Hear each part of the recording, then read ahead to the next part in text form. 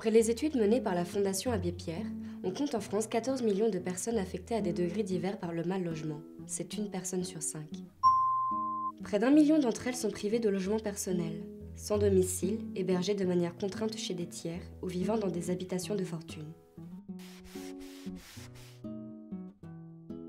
Le mal logement, c'est aussi être privé de confort, vivre sans eau courante, douche ou WC intérieur, avoir froid dans son logement, vivre dans un logement surpeuplé, dans un logement insalubre ou non prévu pour l'habitation, devoir payer un loyer bien au-dessus de ses moyens ou ne plus pouvoir le payer du tout, faire face à une procédure d'expulsion ou à l'absence de bail locatif.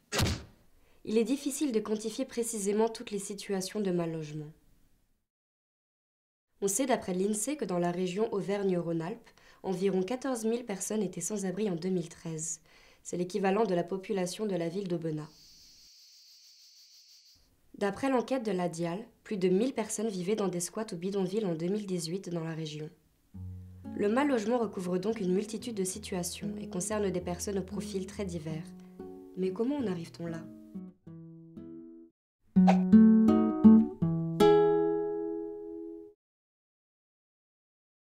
Franck vient de se séparer de sa copine. Il doit quitter son appartement. Alors qu'il cumule 2 emplois en CDI, son salaire ne lui permet pas de trouver un autre appartement et il ne connaît personne qui peut se porter garant pour lui. Pour dormir, il alterne entre le clic-clac de ses amis et la banquette arrière de sa voiture. Franck fait une demande de logement social, mais il ne sait pas qu'il peut aussi se tourner vers des dispositifs d'hébergement d'urgence en attendant. Le 115 est pour lui associé à la figure traditionnelle du SDF. Il ne s'y reconnaît pas. Franck est épuisé par les délais d'attente du logement social. Alors qu'il avait obtenu un recours d'ALLO qui engage l'État à le reloger rapidement, il n'a toujours pas eu de proposition de logement au bout d'1 an et demi passé dans sa voiture. Sa demande est noyée parmi les 200 000 demandes de logement social en attente dans la région. Il recherche alors une place d'hébergement d'urgence, mais les centres sont saturés. Même l'urgence des situations est hiérarchisée. Dans ce contexte de pénurie de l'offre, les demandes sont priorisées et Franck n'est pas considéré comme prioritaire.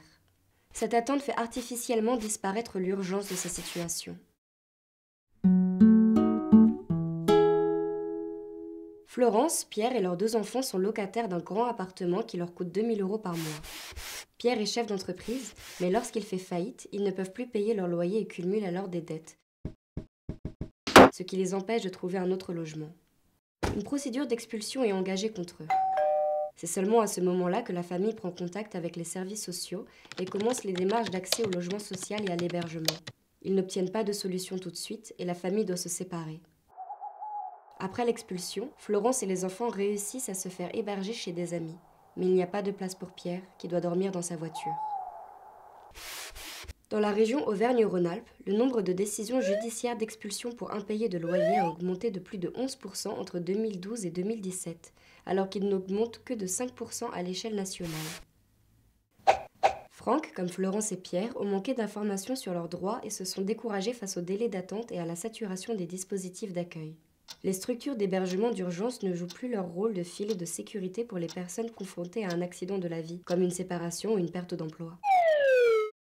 L'hébergement chez des connaissances constitue alors la variable d'ajustement invisible du manque d'offres, de logement et d'hébergement.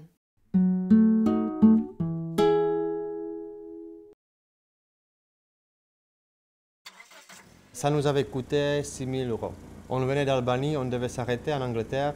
Une fois passé à la frontière avec l'Italie, notre chauffeur nous a dit « c'est 6 000 de plus pour continuer ».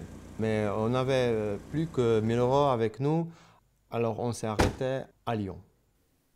En arrivant à Lyon, la famille Kelmendi multiplie les démarches. Ils n'obtiennent des propositions d'hébergement qu'en hiver, pendant les plans froids successifs, et doivent se débrouiller par eux-mêmes le reste de l'année. Pour éviter d'être à la rue entre avril et décembre, la famille est contrainte de se tourner vers des marchands de sommeil, qui leur louent très cher des logements bien souvent insalubres ou impropres à l'habitation, comme des caves ou garages, sans aucun contrat ou bail pour les protéger. Ils vivent sous la menace constante d'une remise à la rue. Cette discontinuité saisonnière du système d'hébergement rythme leur parcours de vie pendant 6 ans. La continuité de la prise en charge pourtant inscrite dans la loi n'est pas respectée.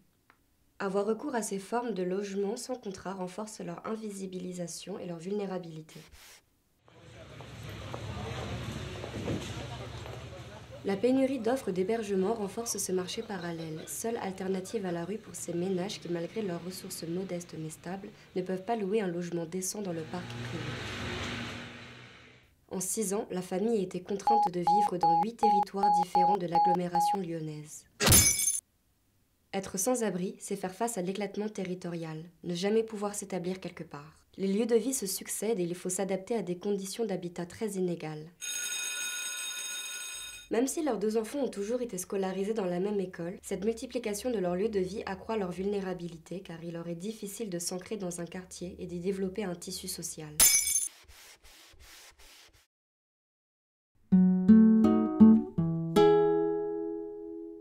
Nora, Raphaël, leurs 3 enfants et la mère de Raphaël sont originaires d'Arménie. En arrivant en France, ils déposent une demande d'asile et une demande d'hébergement d'urgence en précisant qu'ils souhaiteraient pouvoir rester tous ensemble. Ils obtiennent une proposition d'hébergement pour 6 mois, mais uniquement pour Nora, Raphaël et les enfants. La grand-mère est laissée sans solution et doit alors trouver une alternative hors du système institutionnel. Elle parvient à se faire héberger dans un couvent. Au bout de ces 6 mois, ils sont placés tous ensemble dans un hôtel, puis 3 mois après dans un centre d'accueil des demandeurs d'asile. Leur demande d'asile est rejetée. Ils doivent alors quitter le CADA. Ils sont alors hébergés par une autre famille sans la grand-mère qui est hospitalisée car sa santé s'est dégradée. Ils multiplient les démarches et les appels au 115 pendant 4 mois jusqu'à obtenir une place dans un hôtel, mais sans la grand-mère qui passe de l'hôpital à un foyer médicalisé. La demande de cette famille n'est pourtant pas si atypique. Le souhait de vivre avec un grand-parent concerne un grand nombre de familles, mais la rigidité du système d'hébergement rend difficile la prise en compte de ce souhait. Cela aboutit à une situation paradoxale. La grand-mère est placée dans un foyer médicalisé très onéreux pour la collectivité alors que la famille pouvait et souhaitait s'occuper d'elle. Le parcours de la famille illustre l'inadaptation des dispositifs institutionnels aux demandes qui sortent des parcours types. Ces 4 parcours illustrent le manque de solutions à la fois pérennes et satisfaisantes pour répondre aux besoins des gens en situation de mal logement.